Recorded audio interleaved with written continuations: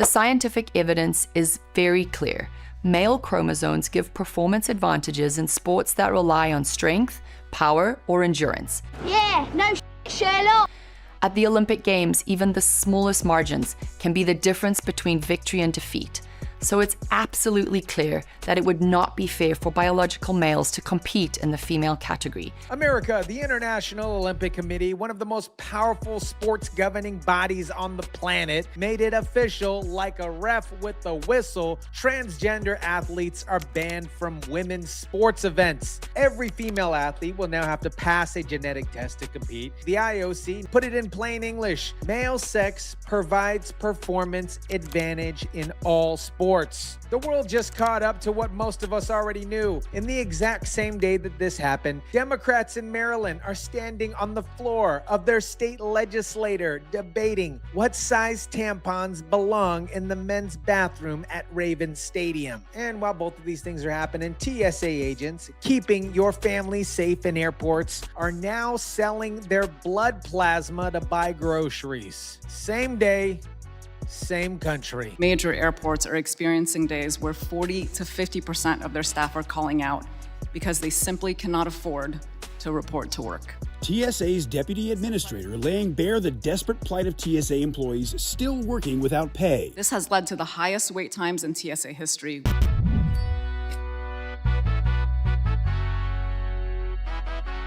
What is up, guys? Tyson DeLaCruz here. Thank you so much for rocking with me. 3 separate stories, 1 American day, and I'm going to connect all of them for you because the thread running through all 3 are the exact same. Some people in this country are focused on reality, and some people are not. Let's jump into it. The International Olympic Committee published a formal policy document, 10 pages long, you guys. Scientific review, medical experts, calling all the scientific review people. The finding that the SRY gene present in biological males creates physical advantages that persists regardless of hormone therapy or transitional timeline.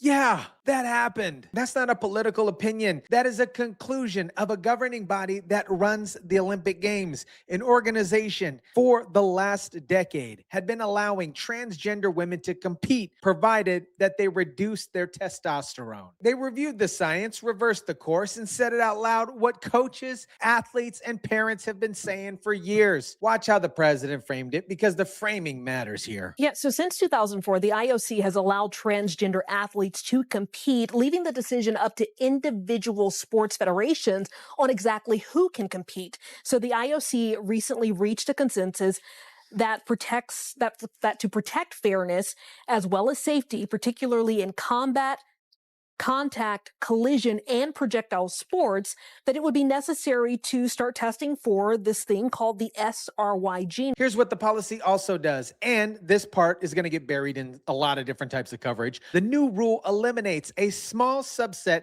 of biological female athletes with what's called the difference in sex development, DSD athletes who carry elevated testosterone naturally. Castor Semenya, I hope I'm saying that right, won gold in the 800-meter in Rio, would not be eligible under the new framework. The IOC is not drawing a line at trans women only. They're also drawing a line at the male biological markers, period. End of story. That's a harder, more precise standard than anybody in American politics has been willing to put on paper. The Olympics did it here with a genetic test applied once for life. This is a very harmful message that unfortunately trans women are struggling with fighting against all the time. It's discrimination. It's continuing to send messages in the mainstream and the public that you are not part of.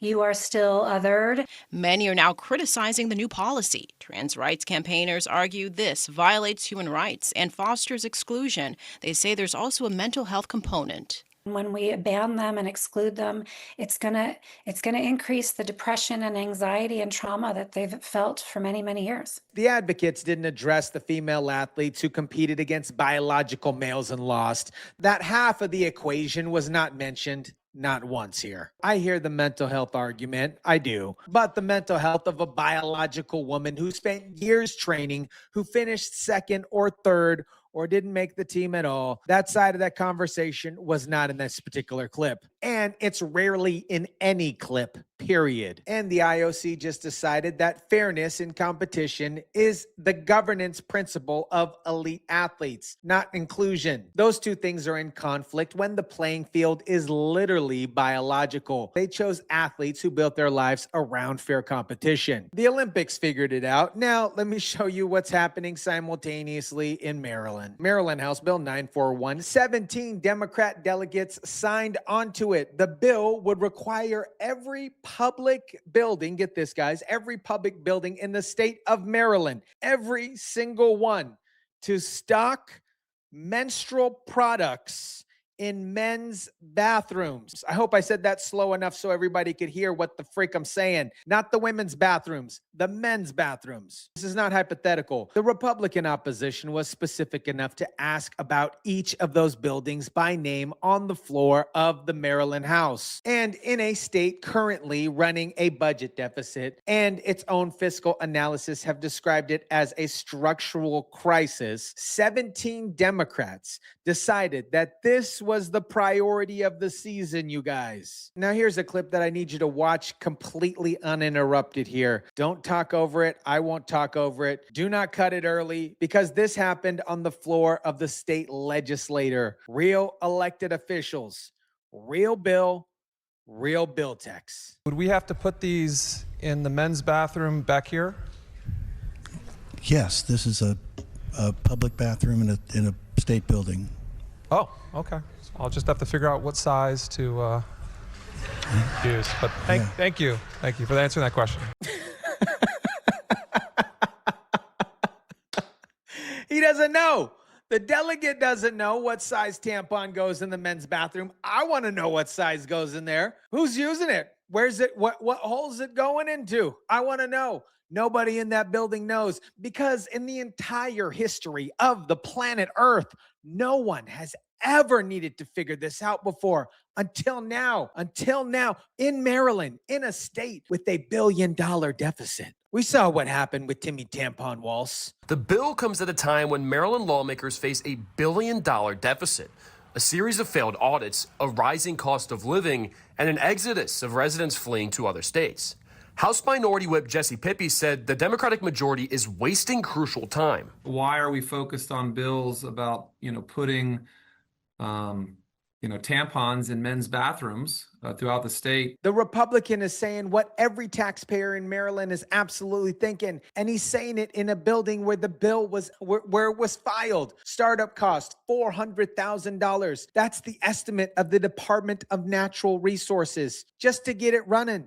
Not ongoing costs. Startup. A fiscal note for the billing concluded that a reliable total cost estimate is, quote, not feasible. They don't know how much it's going to cost. They just know that they want to do it. One of the 17 sponsors, Delegate Tiffany Austin of Prince George County, was the only co-sponsor to respond to the press questions. Her statement, biological men do not menstruate unless that person was born with both male and female genitalia. There is a growing population of transgender men who do have a menstrual cycle, and trans men often use the male bathroom. So the bill, by the admission of one of its own officers, is designed to serve a population of transgender men who have a menstrual cycle and use the male bathroom. In a state of 6 million people with $1 billion structural budget deficit and a stadium named after Ray Lewis, the Republican Freedom Caucus has already named it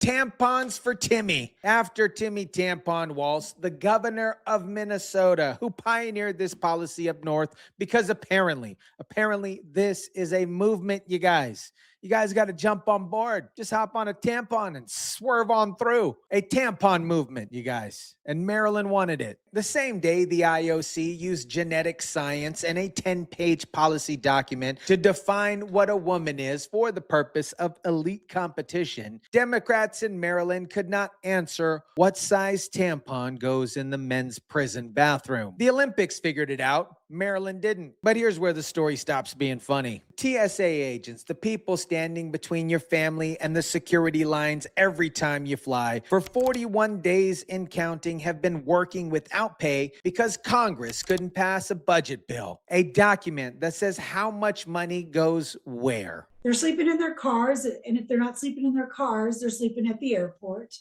They're selling their plasma, which I can't believe we got to do that. Which I can't believe we got to do that. That is a sentence, my friends. That is a sentence from somebody who still can't believe it's real. That was a clip from a TSA officer in Durango, Colorado. She's not a union spokesperson. She's not a politician. She's a federal employee describing her colleagues sleeping at the airport because they can't afford the gas to drive home. Meanwhile, Chuck Schumer and the Schumer gang are getting checks. Some are sleeping in their cars, selling their blood and plasma, received eviction notices, had their cars repossessed and utilities shut off. But some of the most convincing testimony of the difficulty coming from the TSA workers themselves. I feel angry. I feel used. I feel abused. This is not a job. This is a career. The deputy administrator is citing a list: sleeping in cars, selling plasma, eviction notices, cars repossessed, utilities shut off, like it's a budget line item. It's not. These are people's lives. Nearly 500 officers have quit in a single day during a spring break week. 3,200 called out because they physically cannot afford to show up to work. Houston, Bush Airport, 6-hour line peaks. Atlanta, security queue started at the passenger drop-off area, not the checkpoint, the drop-off area. LaGuardia and JFK lines wrapped around the terminal. And here's the thing nobody in the conversation said out loud. Elon Musk offered to pay every single TSA agent personally, write the checks. Done. The White House declined. Legal concerns here, government contractor restrictions of some sort. So the answer to who can pay the people selling plasma to get to work is apparently not the richest man on earth who volunteered. And according to Congress, not Congress either. I am going to sign an order instructing the Secretary of Homeland Security, Markwayne Mullin, to immediately pay our TSA agents in order to address this emergency situation and to quickly stop the Democrat chaos at the airports, end quote. He goes on to say, I will not allow the radical left Democrats to hold our country hostage any longer. This is an emergency situation. This was always presumably solvable by an executive order, which means the 41 days before today were an actual choice. And I want to be precise about that. If an executive order was always available, and it apparently was, because one is about to get signed, then the 41 days of TSA agents sleeping in cars and selling plasma was a decision made inside a building full of people making $174,000 a year. The decision was not yet. And I get where Trump is coming from, because moving money from one coffer to the other might be a little complicated. This is unsustainable. Flight attendants are saying pay TSA now. TSA officials advocating for their workers. We typically operate 37 TSA checkpoint lanes.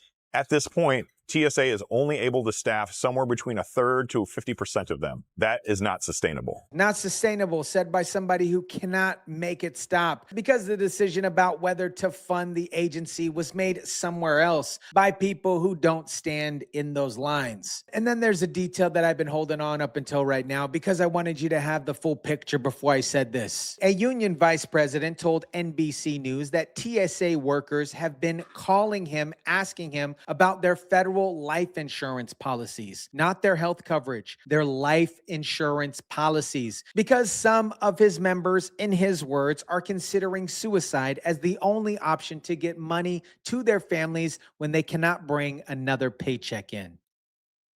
That is what a government shutdown does to real people, not an abstraction, not a particular talking point. Real federal employees in real financial desperation calling their own union rep to ask about their life insurance policies. Members of Congress may also miss the start of their planned recess tomorrow. The Senate leader said if there's no budget deal, they'll likely have to stay in D.C. to continue negotiating. 41 days into the impasse, nearly 500 TSA officers have quit. The math in that sentence: Congress is debating the inconvenience of delayed vacations. TSA officers are calculating whether their life insurance can cover their family's rent. Delta Airlines, for what it's worth, pulled their VIP escort service from the members of Congress. So kudos to that. Lawmakers will now be screened per Delta, and I'm quoting directly here, any other passenger based on their Sky Miles status. Chuck Schumer, welcome to Coach. The line is only 6 hours long. You have plenty of time to think about the budget. I want to hold all three stories in front of you at the same time now, because the connection is the point of this entire video, okay? The International Olympics Committee spent 2 decades trying to find out a policy that balances inclusion with the competitive fairness. They reviewed the science, they reviewed the outcomes, female athletes losing records and podium spots to biological males. And this week they said, you know what? We got it wrong, and we're correcting it. A 10-page document, genetic testing, formal policy, publicly announced. This is what it looks like when institutions face hard questions and answer honestly. The eligibility policy protects fairness, safety, and integrity in the female category. This new mandate, according to the IOC and its president, creates a clearer policy on who can compete, with the president adding even the smallest margins can be the difference between victory and defeat, and that it would be unfair for biological males to compete in the female category. Now contrast that with 17 Maryland delegates who, in the middle of a structural budget crisis, allocated $400,000 in startup costs to a program serving a population they can't numerically identify for a need nobody has quantified, in a men's bathroom where nobody has ever asked for this product in the history of the building. The IOC made the hard call based on science and evidence. Maryland made a $400,000 gesture based on a political signal. And somewhere between those two decisions, at 6 TSA checkpoints in Houston and Atlanta and LaGuardia, federal employees who showed up to protect American travelers are selling their blood to buy gas to commute to work. This is the sorting mechanism of American democratic governance right now. Some institutions are calibrating towards actual reality, and some are running on vibes and deficient spending. The people who are paying for those vibes are the ones in the 6-hour security lines, or the ones behind the checkpoint who can't afford to be there anymore. America, here's the new thing I want to leave you with. Something that wasn't in these 3 stories as they were covered separately. The Maryland tampon bill, the TSA crisis, and the IOC announcement all happened in the same news cycle. None of the outlets covered any one of them and put them next to each other, because putting them next to each other produces a picture that is uncomfortable for a specific political party. The picture is this: on a day when the most prestigious athletic institution on the planet formally acknowledged that biology is real, elected Democrats in one of the most in-debt states in the country were spending legislative time and startup capital on tampon dispensers for men's prisons. And during that same window, a bipartisan Congress left for 2 weeks of recess, having blocked emergency pay for federal workers who were calling union reps asking about their life insurance payouts. This is what it looks like when the institutions that are supposed to function, they don't. The Olympics correct a decade-long mistake in one policy document. Congress couldn't correct a 41-day payment failure before workers started sleeping in cars. One piece of paper, 41 days. The gap here is the story. If that picture bothers you, it should. Let me know what you guys think about this. Drop it down in the comment section down below. Smash the like button if you kindly would. Share, subscribe, and as always, I'll catch you on the next one.